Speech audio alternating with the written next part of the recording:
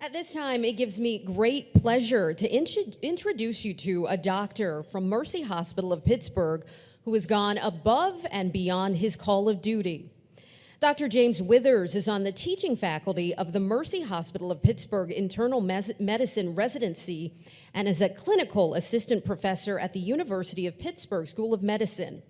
In 1992, Dr. Withers started providing medical care to Pittsburgh's unsheltered homeless population. From this initial outreach service, other clinical volunteers joined, and Operation Safety Net was born. He was also recently named one of CNN's top 10 heroes. It is my honor to introduce you to Dr. James Withers.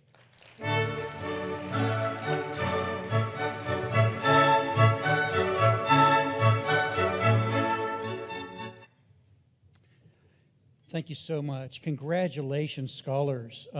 What a great achievement you and your parents, I might say, have made, but especially the hard work that you've done.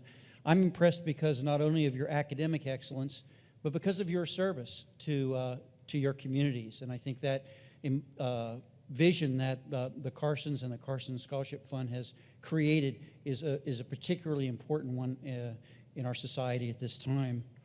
I'll try not to talk for too long, but I have to tell you a little bit about how I got involved in all this. I was blessed with great parents. My dad was a country doctor. I made house calls with him as a kid in rural Pennsylvania, and actually learned to parallel park doing Meals on Wheels with my mom. So that's just the kind of family I was fortunate to be involved with. And so when I entered medicine, I was filled with a sense of what a sacred privilege it was to not only achieve the knowledge, but the opportunity to serve others in the way that I'd seen my parents doing. But as I got into medical school and service, I realized that, we have classes for physiology, we have classes for all these other classes, courses, but we don't really have one for humanism, for putting ourselves in the shoes of other people and seeing what their lives were like. In other words, we were concerned about the people in the waiting room, but we weren't so concerned about who was not in the waiting room and why not. And so I felt, where can I have a classroom that could teach how to connect with people, how to get to really know who they were? I wanted it local and accountable here in my own community. I wanted it to work with people who were excluded and suffering.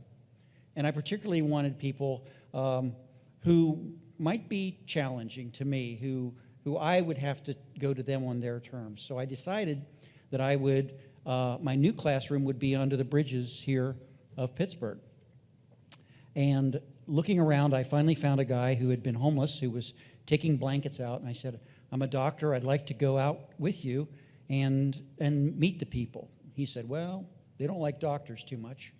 I said, well, I can understand that, but I really want to do it. He said, well, don't dress like a doctor and don't act like a jerk.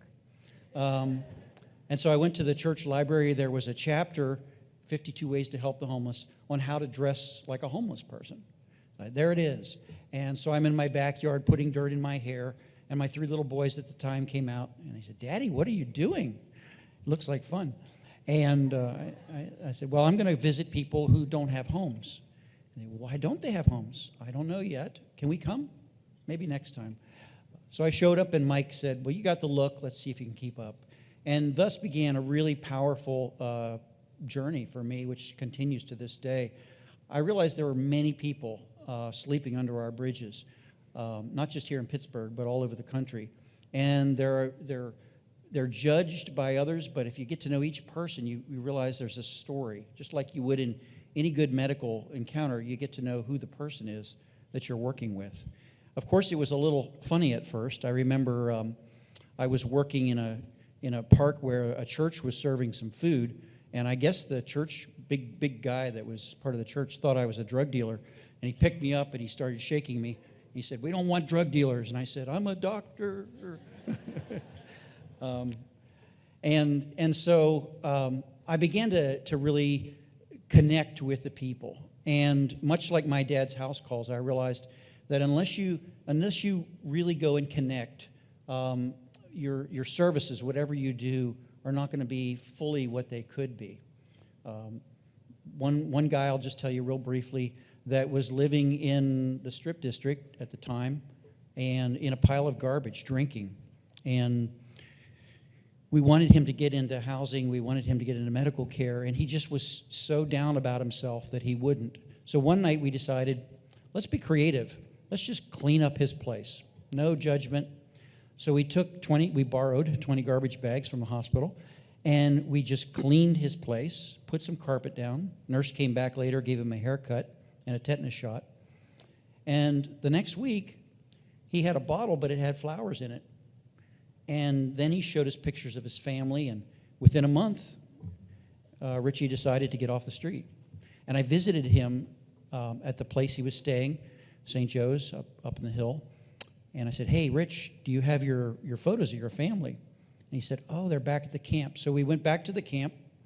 He looked around. He finally found the pictures. And as we were leaving, he just stopped, froze, looked around and said, Doc, how could a human being live in a place like this?